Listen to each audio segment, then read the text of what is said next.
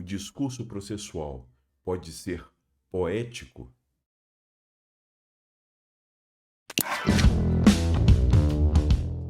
Eu queria trazer para vocês uma tentativa de resposta a essa pergunta: se o discurso processual pode ser poético. E para isso eu tenho que primeiro definir o que é o discurso poético, quais são as características do discurso poético, para ao final tentar responder: será que o discurso poético se encaixa bem no discurso processual? E o que vem a ser, finalmente, o discurso poético, né?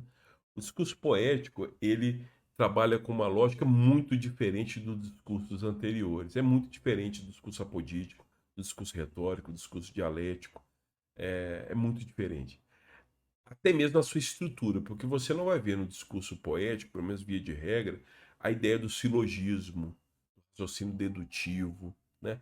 O objetivo de persuasão, né? Que é o discurso ou de convencimento, né? Como queira, né? Em relação à retórica, nem a busca da verossimilhança, né? Que a gente também identifica na retórica, ó, a busca do provável e nem do verdadeiro. O discurso poético, na verdade, existe o que a gente convencionou se chamar de magia, uma suspensão da racionalidade, vamos dizer assim. Você suspende durante um tempo essa racionalidade em nome da magia, né? É, vou dar alguns exemplos aqui. A arte em geral, aqui eu estou falando no sentido contemporâneo, não no sentido grego, mas se você assiste a um filme, por exemplo, de ficção científica, aí você vê lá, por exemplo, um astronauta pisando em Saturno, você sabe que aquilo não aconteceu. Você sabe que, em realidade, o homem não conseguiu pisar em Saturno. Mas naquele filme que você está vendo, você aceita aquilo em nome da magia, em nome de uma. Você suspende a racionalidade em nome dessa arte, de você contemplar aquela imagem, por exemplo, do cinema. A mesma coisa uma escultura. Você vê uma escultura, você sabe que as proporções que estão ali muitas vezes não condizem. Por exemplo, se você vê uma escultura de um homem, né? É, que está num formato, por exemplo, um escultor pós-modernista, fez uma cabeça muito grande, um pé pequenininho, um braço gigantesco. Você sabe que aquelas proporções não são proporções reais de um homem, mas você, naquele momento que você contempla aquela escultura, você aceita aquela realidade e encara aquela escultura como ela é. Assim como uma pintura, assim como você, quando ouve uma música, você suspende ali a racionalidade em nome ali de uma magia que você está desfrutando daquele concerto, aquela música, etc. Para você dançar, para você simplesmente aproveitar a música, o som ali, etc. Então você a gente não vai racionalizar, por exemplo, o discurso poético e a arte em si. Até existem pessoas que tentam racionalizar o discurso poético, mas quando elas fazem isso, elas vão para a retórica. Então, se você faz um filme com viés político, por exemplo, você quer levar aquelas pessoas, os telespectadores, ou as pessoas que estão assistindo o filme, a determinado caminho político, por exemplo, você o faz com objetivo retórico, de persuasão. Você quer convencer aquelas pessoas a adotarem determinada conduta ou determinada postura política. Então, na verdade, não é um discurso poético propriamente dito. É um discurso retórico travestido de discurso poético. O discurso poético em si, ele não tem esse compromisso com a verdade, com a veracidade, com a verossimilhança, nem nada do tipo, né? Então, ele difere muito dos outros discursos retórico, apodítico e dialético. Então ele não tem aquela estrutura. Até mesmo na música você pode ter ali uma atuação, por exemplo, um discurso retórico na música. Então se você tem, por exemplo, uma marcha fúnebre, ninguém vai, por exemplo, num bloco de carnaval ou num trio elétrico em Salvador, atrás de um trio elétrico dançando ao som de uma marcha fúnebre.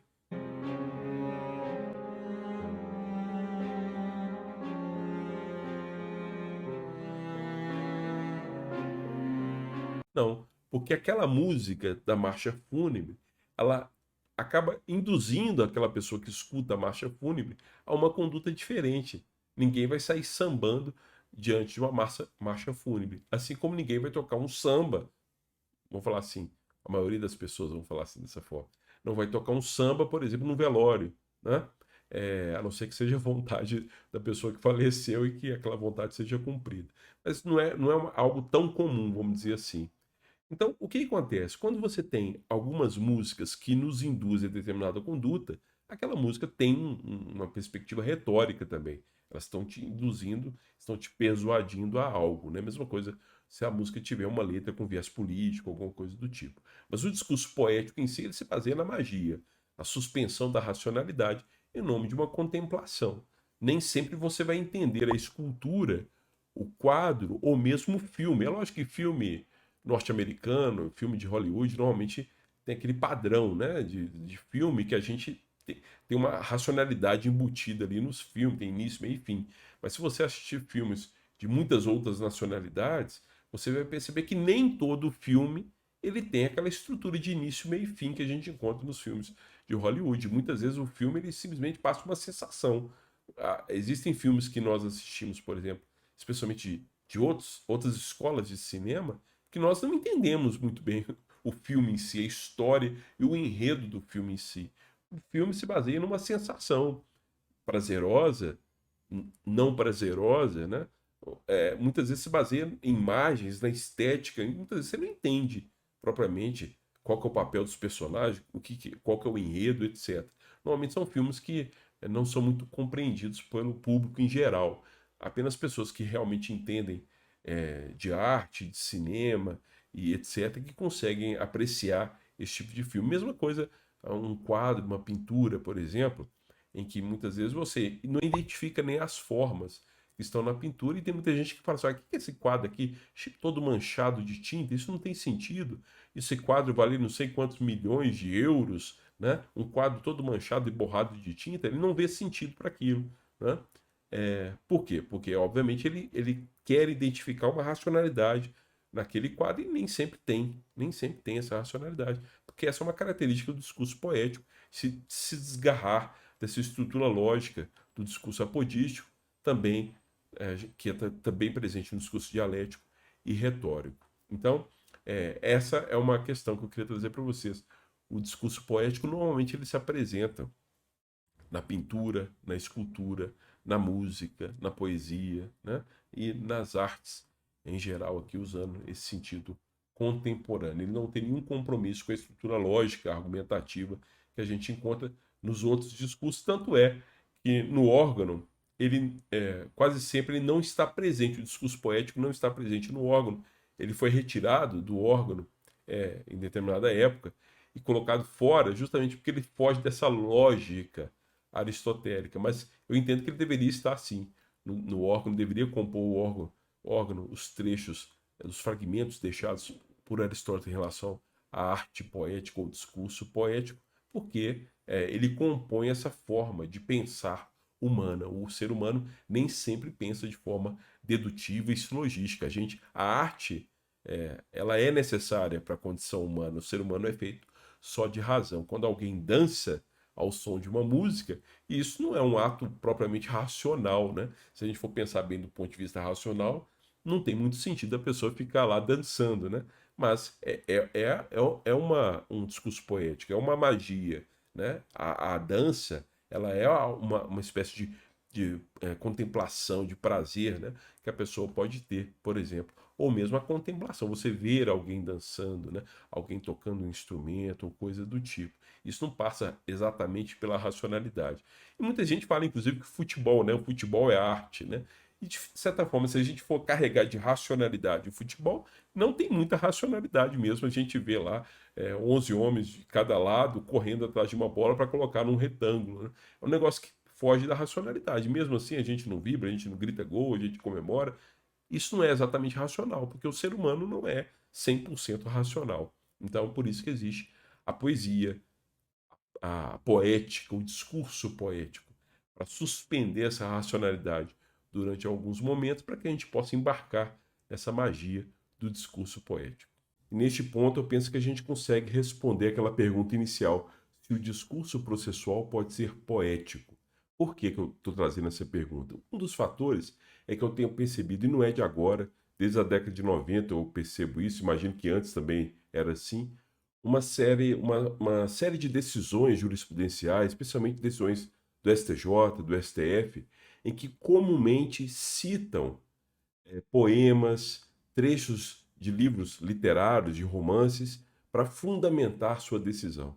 Então é comum, por exemplo, você encontrar ministros, por exemplo, do STJ, do STF, que parece que dão uma pausa na fundamentação jurídica das decisões para mencionar trechos literários e poéticos. Então, por exemplo, alguns ministros ou ministras chegam e falam assim: peço licença aos meus pares para aqui me lembrar de José Saramago, um trecho da obra tal. Aí vai e transcreve o trecho da obra do José Saramago, ou um poema de Carlos Drummond de Andrade, ou Odisseia, ou isso ou aquilo. Quer dizer, isso está sendo cada vez mais comum. Esse movimento, como eu disse, não começou agora, mas é muito comum você perceber que existem utilizarem na fundamentação das decisões judiciais trechos de livros de romances, trechos de poemas e outros textos literários. Então, e a gente também vê também uma série de juristas consagrados aí fazendo o estudo de direito e literatura.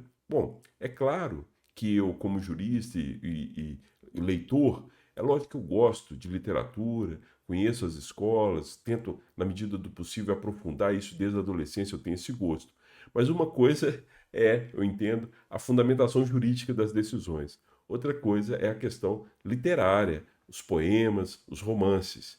Utilizar essas fundamentações na decisão judicial, me parece, e eu sei que eu vou receber algumas críticas por conta desse meu posicionamento, uma espécie de fuga do direito. Como o direito, muitas vezes, ele é muito árido, muito ácido e de difícil compreensão, o sistema é muitas vezes complexo. Muitas vezes me parece que os juristas, tentando fugir dessa acidez, dessa rigidez do direito que muitas vezes ele possui, especialmente o sistema jurídico, ele, para fugir disso, ele vai para o romance, vai para a literatura, vai para o poema, como uma forma de adoção do discurso poético dentro da decisão judicial. Isso me parece uma fuga do próprio direito. E a gente sabe que o artigo 93, inciso 9 da Constituição, e mesmo o artigo 489 do CPC, especialmente o parágrafo 1º do 489, né, do CPC, ele coloca que a fundamentação judicial deve ser uma fundamentação jurídica, normativa. Não pode ser qualquer fundamentação. Então, algumas decisões jurisprudenciais, algumas decisões dos tribunais, a gente lê e a gente fica buscando a fundamentação jurídica, onde que está? Porque muitas vezes não tem nem fundamento nem em princípio jurídico, nem numa regra jurídica.